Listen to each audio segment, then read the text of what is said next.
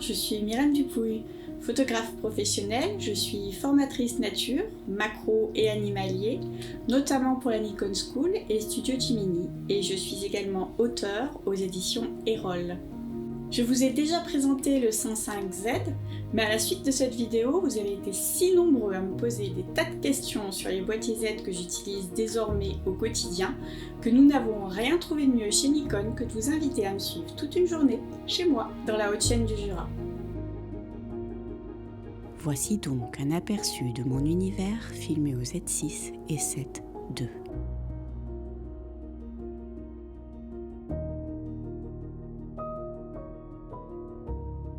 Quand Nikon m'a demandé de tester les Z6 et 7 II, j'en suis tombée littéralement amoureuse et j'ai bien peur que très prochainement, le Z9 me fasse le même effet.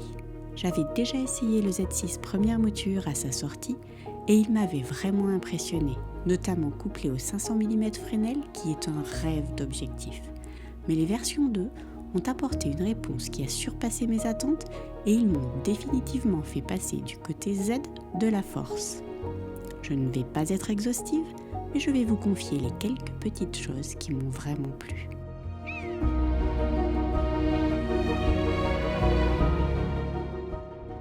Comme vous pouvez le voir, même si je suis souvent couchée dans la boue, je marche beaucoup. Et dans ma région, ça grimpe quand même pas mal. Tous les photographes de nature rêvent d'un matériel ultra robuste, résistant, mais moins encombrant, moins lourd. Et comme je ne suis pas une adepte de la muscu, alléger mon sac photo a vraiment eu du bon. Et puis, ça me laisse plus de place pour y planquer des gourmandises.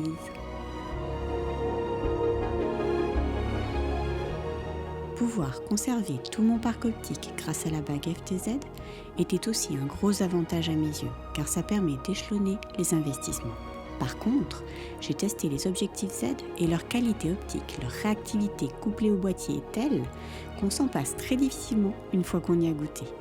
Le rendu des camailleux de couleurs est sublime et je m'en rends compte puissance 1000 avec l'arrivée de ma saison préférée, l'automne.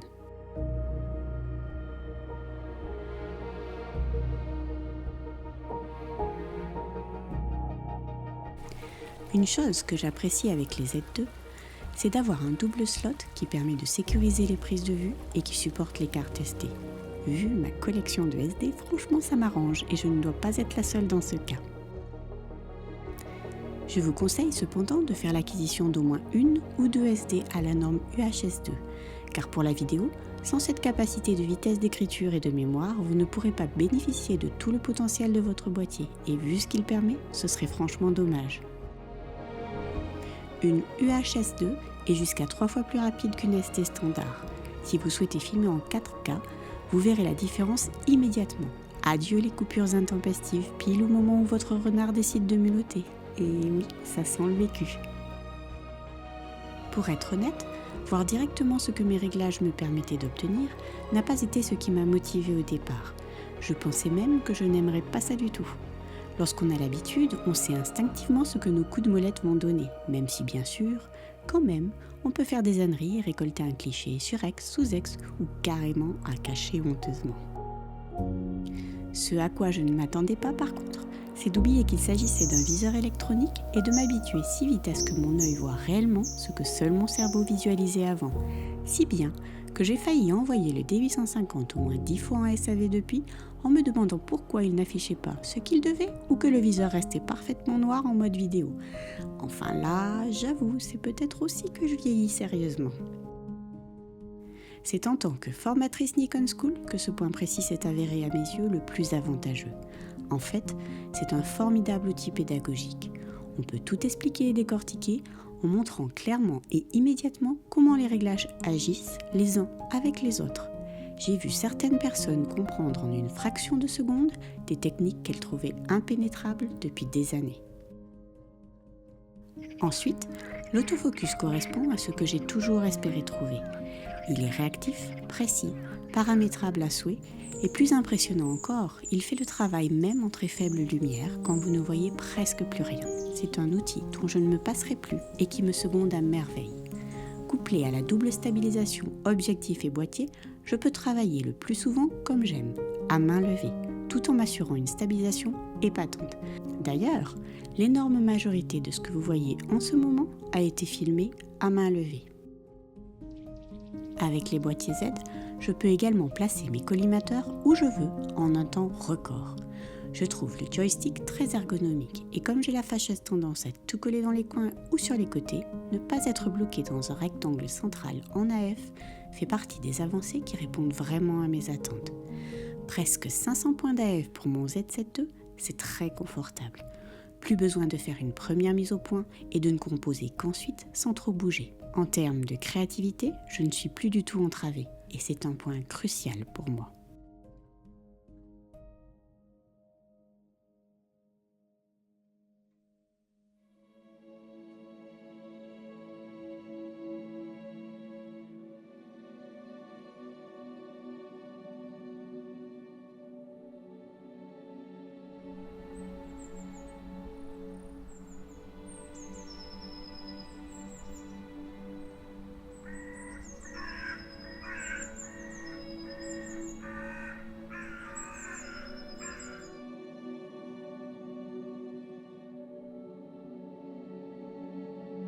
Bien sûr, la révolution avec les boîtiers Z, c'est de répondre au rêve du photographe animalier, celui de se faire oublier.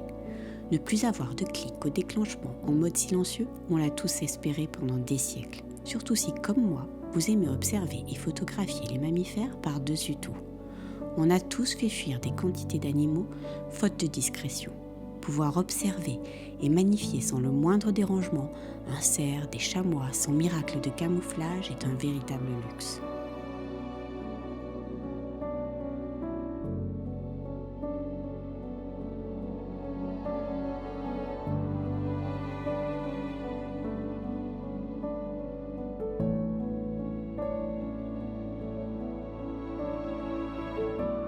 Tout au long de cette journée, et depuis peu, j'utilise les jumelles Nikon Monarch AG1030. Pendant longtemps, je n'avais pas investi dans une véritable paire de jumelles, pensant qu'il me serait plus utile de m'équiper d'objectifs, par exemple. Eh bien, j'avais vraiment tort. Dans mon travail, ces jumelles m'ont permis de repérer des marmottes à des centaines de mètres. Dans le Jura, les rares marmottes que nous avons sont très farouches. Il n'est pas évident de les approcher. Sans les jumelles, je serais totalement passée à côté.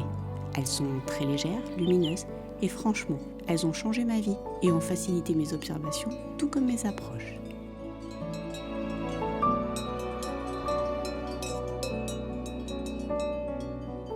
Et vous allez voir que certaines grosses rencontres resteront toujours bien plus brillantes que moi.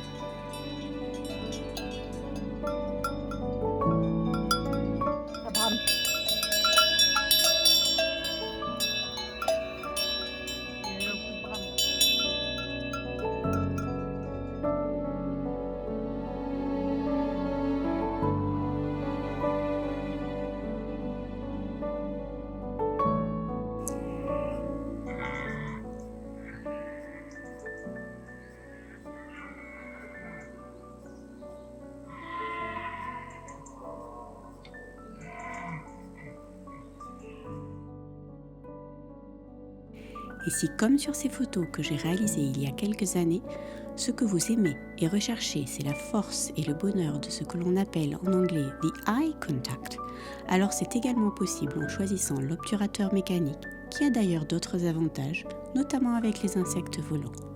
À ce sujet, je vous donnerai bientôt quelques conseils et astuces sur les réseaux de la Nikon School. Une des révolutions du système Z, à mon sens, c'est la gestion du volet vidéo. Avec mes réflexes, j'avais énormément de mal à filmer, tout simplement parce que lorsqu'on est photographe à la base, on est efficace avec l'œil collé dans le viseur et on perd rapidement tous ses repères si on doit se contenter d'un écran. En animalier, on doit pouvoir réagir très vite. Avec les Z, je filme comme je photographie et je passe d'un mode à l'autre en une fraction de seconde. Ça paraît peut-être tout bête, mais le VF m'a ouvert des portes que je rêvais de pousser depuis longtemps.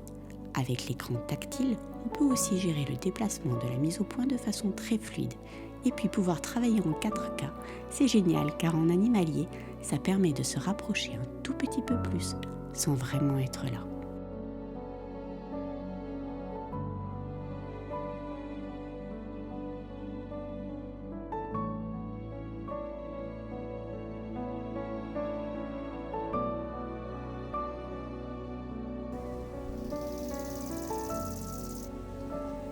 Les autres fonctions que j'aime avec mon Z, eh bien la possibilité de régler la célérité de la mise au point en mode vidéo. Ça permet des rendus tout en douceur. En photo, on attend de l'AF qu'il soit hyper rapide. En vidéo, au contraire, plus il est progressif, plus c'est agréable. Puis, la possibilité de paramétrer et personnaliser totalement les boutons FN1 et FN2. J'y ai mis ce que j'utilise le plus en termes d'AF et de balance des blancs. Tout dépend en fait de ce que vous souhaitez avoir très vite à portée de main. Et enfin, la possibilité de photographier avec en rafale de folie si besoin. Je n'en avais pas l'habitude, mais j'avoue que de temps en temps, c'est assez jubilatoire et d'un point de vue naturaliste, c'est très intéressant.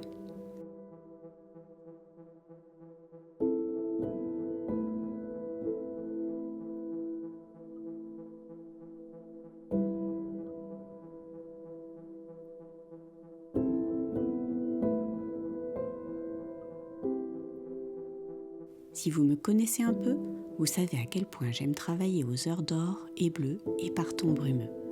Constamment confronté à un manque de lumière ou à une météo qui peuvent très vite charger mon image d'un grain marqué, la gestion et la montée en ISO de la gamme Z rend mon quotidien plus confortable et me permet de tirer pleinement parti de mes moments préférés. C'est aussi le cas des 45 millions de pixels qui m'assurent une précision infinie, un excellent rendu des détails et des couleurs chatoyantes, comme j'aime.